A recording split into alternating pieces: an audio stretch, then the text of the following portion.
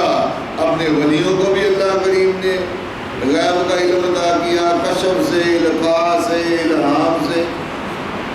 تو عیسیٰ علیہ السلام سے ان حواریوں نے کہا، اس وقت کے لوگوں نے کہا کہ کیا آپ اس طرح کر سکتے ہیں کہ اپنے رب سے دعا کریں کہ آسمان سے ہمارے لیے کھانا اترے؟ تو پھر عیسیٰ علیہ السلام نے دعا کی اللہ تعالیٰ کی بارگاہ، اللہم انزل علینا مائدۃ من السماء تکون لنا عیدا لأولنا وآخرنا، کہ آسمان سے کھانا اتار، یہ دن ہمارے لیے عید کا دن ہو اور ہمارے اگلوں کے لیے پچھلوں کے لیے یہ ایک عید کا دن ہو۔ تو دوستوں بھائیو، اسی طرح احادیث مبارکہ میں کیا بیان فرمایا گیا؟ رسول اللہ صلی اللہ علیہ وسلم کی شان کریمی کے لحاظ سے حضرت سلیمان فارسی رضی اللہ تعالیٰ عنہ سے روایت ہے کہ آپ رضی اللہ تعالیٰ نے فرمایا کہ حضرت جبرائیل علیہ السلام بارگاہ رسالت میں حاضر ہوئے کہ باہر آواز آ رہی ہے، باہر آواز کیوں نہیں آ رہی؟ اوپر دیکھیں آواز اوپر کھولنا، اوپر لائٹ ہو جائے آپ تم کھولو گی تو وقت آ رہا، دیکھو کس کو صحیح چلنی بھی نہیں، ہم لوگ چلنا بھی نہیں، اٹھتے رہا اوپر والا، اوپر والا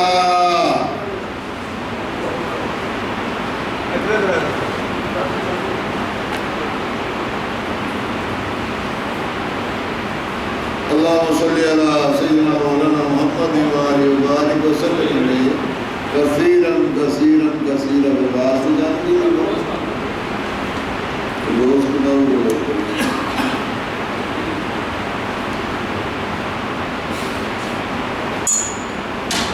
تو حضرت سلیمان فارسی رضی اللہ تعالی عنہ سے روایت ہے کہ آپ رضی اللہ تعالیٰ نے فرمایا کہ جبرائیل علیہ السلام بارگاہ رسالت معاب میں حاضر ہوئے اور عرض کی کہ اے مصطفیٰ علیہ السلام، آپ صلی اللہ علیہ وسلم کا رب فرماتا ہے اگر میں نے حضرت ابراہیم علیہ السلام کو اپنا خلیل بنایا ہے تو میں نے آپ کو اپنا حبیب بنایا ہے، میں نے کوئی ایسی شے تخلیق نہیں کی جو میرے نزدیک آپ سے زیادہ معزز ہو، میرے نزدیک آپ سے زیادہ معزز ہو۔ میں نے دنیا اور اہل دنیا کو اس لیے تخلیق کیا ہے تاکہ انہیں آپ کی اس رفعت اور عظمت کی پہچان کرواؤ۔ یہ اللہ تعالیٰ جل شانہ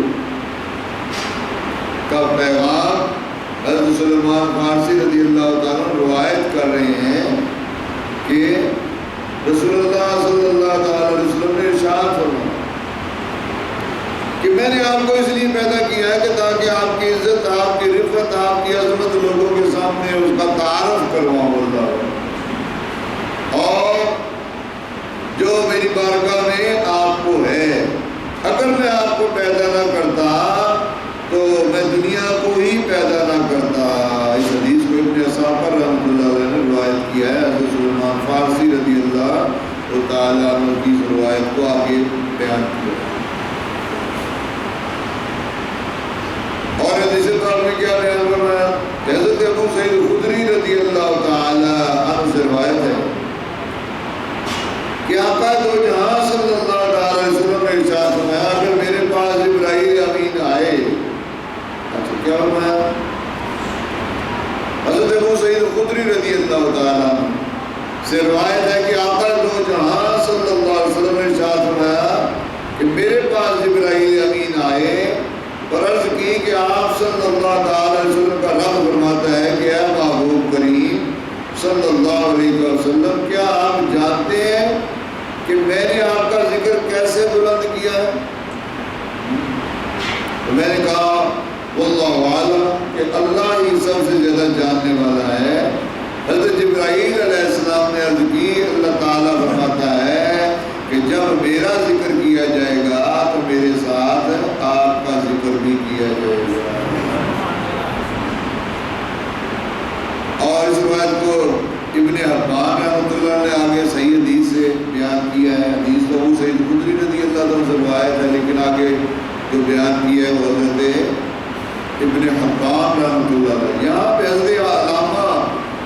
قسطلانی رحمۃ اللہ علیہ نے مواحد میں فرمایا ہے کہ حضرت امام شافعی رحمۃ اللہ علیہ نے فرمایا ہے کہ وَرَفَعْنَا لَكَ ذِكْرَكَ، کہ اس کا معنی یہ ہے کہ میرا ذکر نہیں کیا جائے گا مگر میرے ساتھ تیرا ذکر بھی کیا جائے گا۔ یہ تو انہوں نے پھر آگے مثال دی جیسا کہ اشہد ان لا الہ الا اللہ و اشہد ان محمد رسول اللہ صلی اللہ علیہ وسلم نے اللہ کا ذکر ہے، اس کے ساتھ محبوب کریم صلی اللہ علیہ وسلم کا بھی ذکر ہے۔ یہ تو ایک انہوں نے مثال دی امام شافعی رحمۃ اللہ۔ اور ہم اگر اس کو مزید غور و فکر کرتے ہیں تو کیسے، اس سے بڑھ کے اور کیا چیز ہو سکتی ہے کہ مجھے بتائیں اللہ تعالیٰ کی ذات کس جگہ پر موجود نہیں، اللہ تعالیٰ کے فرشتے کس جگہ پر موجود نہیں ہیں؟ اللہ تعالیٰ کی ذات ہر جگہ پہ موجود ہے اور اللہ تعالیٰ کے فرشتے بھی ہر جگہ پہ موجود ہیں، ہر جگہ پر، یہاں پر بھی موجود ہیں، ہمارے ساتھ بھی موجود ہیں، باہر چلے جائیں گے وہاں پہ بھی موجود ہیں، ہواؤں میں، فضاؤں میں، جو کیسے فضاؤں میں بھی موجود ہیں جی، آسمان پہ چلے جائیں وہاں پہ بھی موجود ہیں، دنیا کے ایک کونے سے لے کر دوسرے کونے تک چلے جائیں وہاں پہ بھی موجود ہیں۔ یہ تو کلمہ جو پڑھا جاتا ہے لا الہ الا اللہ محمد رسول اللہ صلی اللہ علیہ وسلم، اس میں بھی اللہ کے حبیب کا ذکر ہوتا ہے۔ جو دوسرا کلمہ ہم پڑھتے ہیں اشہد ان لا الہ الا اللہ وحدہ لا شریک لہ واشہد ان محمدا عبدہ ورسولہ، اس میں بھی اللہ کے حبیب علیہ السلام کا ذکر ہے۔ اللہ تعالیٰ جل شانہ کے ساتھ اس کے فرشتے مل کے درود پڑھتے ہیں، اس میں بھی اللہ کے حبیب علیہ السلام کا ذکر ہے۔ رسول اللہ صلی اللہ علیہ وسلم نے فرمایا کہ میں ان پتھروں کو بھی جانتا ہوں جو میری بعثت سے پہلے، اعلان نبوت فرمانے سے پہلے، دنیا کے اوپر آنے سے پہلے مجھ پر درود پڑھتے تھے، میں ان کو بھی جانتا ہوں۔ یہ تو ہوا کہ جہاں پر میرا ذکر ہوگا وہاں پر آپ کا بھی ذکر ہوگا۔ اگر اس کے اوپر ہم غور کریں تو قرآن عظیم الشان کی آیت سے یہ ثابت ہوتا ہے سبح للہ ما فی السماوات و ما فی الارض، جو کچھ زمین و آسمانوں میں ہے اللہ تعالیٰ جل شانہ کی تسبیح بیان کرتا ہے۔ تو رب نے فیصلہ فرما دیا میرے محبوب جس جگہ پر میرا ذکر ہوگا وہاں پر آپ کا بھی ذکر ہوگا۔ سبح للہ ما فی السماوات و ما فی الارض، جو کچھ زمین و آسمانوں میں ہے اللہ تعالیٰ کی تسبیح بیان کرتا ہے۔ اور ادھر رب تعالیٰ جل شانہ نے جبرائیل امین علیہ السلام کے ذریعے سے اپنے محبوب کو خبر بھی پہنچا دی کہ میرے محبوب جس جگہ پر میرا ذکر ہوگا وہاں پر آپ کا بھی ذکر ہوگا۔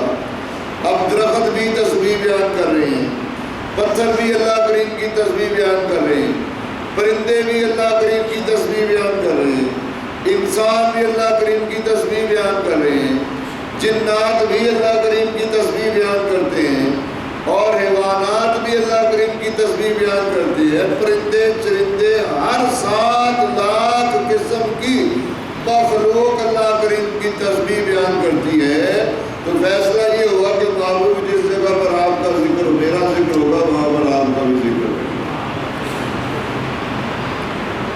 اتنی بڑی چیز ہے، کون سی عظیم مخلوق ہے جو کہ اللہ کے نبی صلی اللہ علیہ وسلم پر درود نہیں پڑھتی۔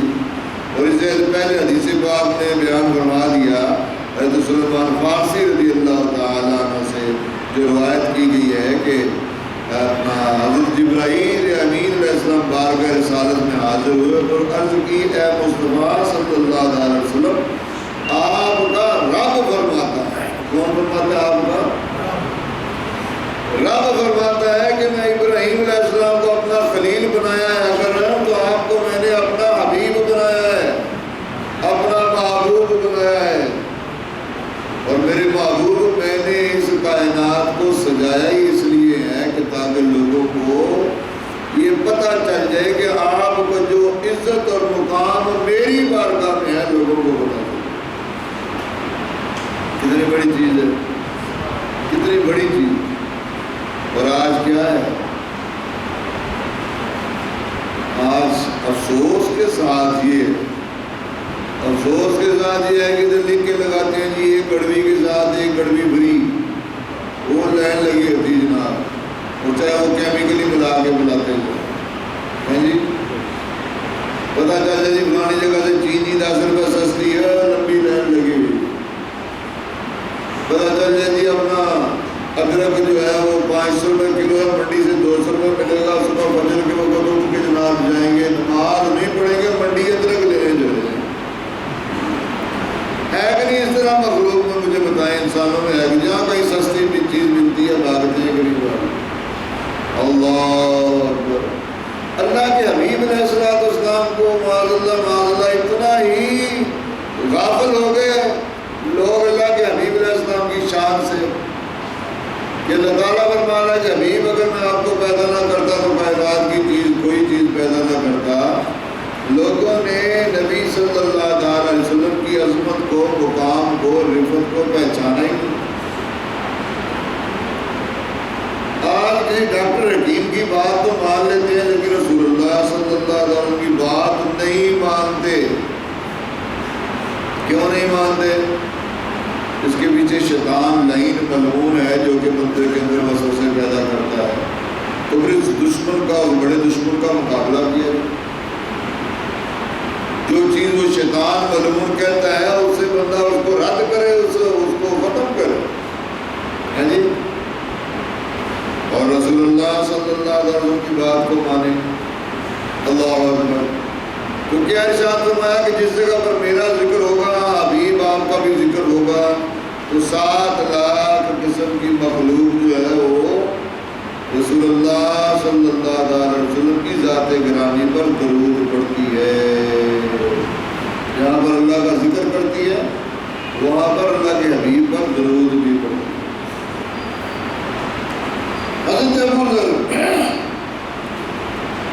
حضرت ابو ذر غفاری رضی اللہ عنہ سے روایت ہے، انہوں نے عرض کی یا رسول اللہ صلی اللہ علیہ وسلم آپ کو کیسے علم ہوا کہ آپ اللہ کے نبی ہیں، حتیٰ کہ آپ کو یقین ہو گیا؟ آپ صلی اللہ علیہ وسلم نے کہ مجھے تولا گیا، ایک آدمی کے وزن میں، 10 آدمیوں کے وزن میں، 100 آدمیوں کے وزن میں، 1000 آدمیوں کے وزن میں مجھے تولا گیا تو میرا وزن بھاری تھا، میرا وزن۔ تو وہ جو فرشتے آپس میں بات کر رہے تھے وہ کہنے لگے کہ اگر محمد صلی اللہ علیہ وسلم کو پوری مخلوق کے عوض میں بھی تول لیں گے تو پھر بھی آپ کا وزن بھاری ہوگا، پھر بھی آپ کا وزن، کیونکہ آپ کے لیے اللہ کریم نے مخلوق کو پیدا کیا ہے نا۔ یہ وسیع ایک حدیث پاک ہے جو آپ کے سامنے بیان کی ہے، اس کا مفہوم بیان کیا ہے۔ حضرت ابو ذر غفاری رضی اللہ عنہ سے یہ روایت کی گئی۔ اللہ اکبر۔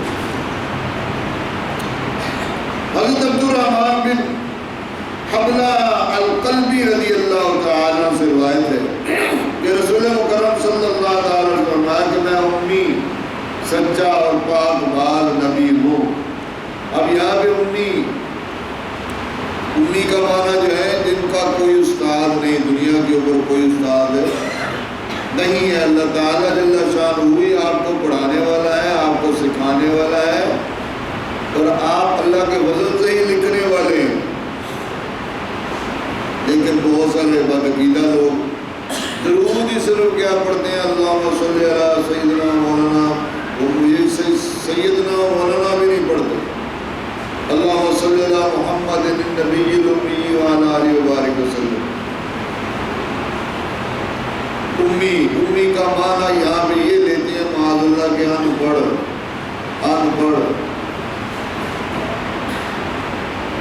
حالانکہ کیا ہے کہ یہاں پہ جو امی کا معنی ہے وہ یہ ہے کہ آپ کا کوئی کائنات میں استاد نہیں ہے، اللہ تعالیٰ کی ذات ہی آپ کو پڑھانے والی ہے، سکھانے والی ہے، بتانے والی ہے، اور لکھنے کا طریقہ بتانے والی ہے۔ اور بدعقیدہ لوگ جو ہیں وہ یہاں پہ بہت ساری عجیب و غریب قسم کی، اب واضح طور پہ اعلانیہ اگر کہیں لیکن خفی طور پہ کے اوپر امی، اللہ اکبر، ان پڑھ آپ کو ظاہر کرنا، ان پڑھ اگر آپ نے کہا میں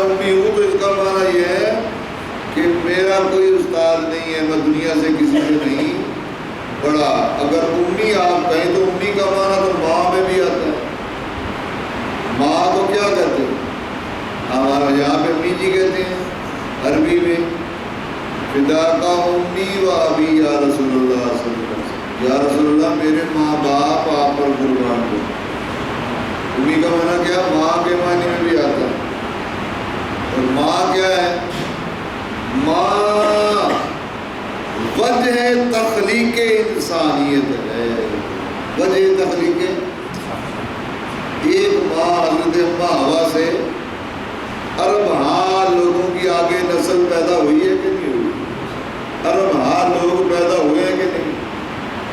تو اس کا معنی یہ ہے کہ وہ امی جو ہے، وہ ماں جو ہے، وہ وجہ تخلیق انسانیت ہے، تمام انسانیت کی پیدائش کی وجہ ہے۔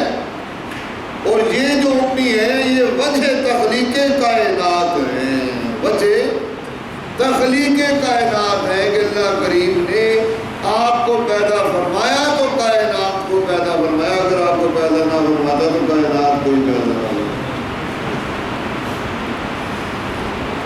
تو فرمایا کہ میں امی سچا اور پاک باز نبی ہوں، ہلاکت ہو اس شخص کے لیے۔ یہ عبد الرحمن بن حبلہ القلبی رضی اللہ عنہ سے روایت ہے کہ رسول مکرم صلی اللہ علیہ وسلم نے فرمایا کہ میں امی سچا اور پاک باز نبی ہوں، ہلاکت ہو اس شخص کے لیے جس نے مجھے جھٹلایا، مجھ سے پیٹھ پھیری اور میرے خلاف جنگ کی۔ مجھ کو جھٹلایا، مجھ سے پیٹھ پھیری اور میرے خلاف جنگ کی، تین باتیں یہاں ہیں۔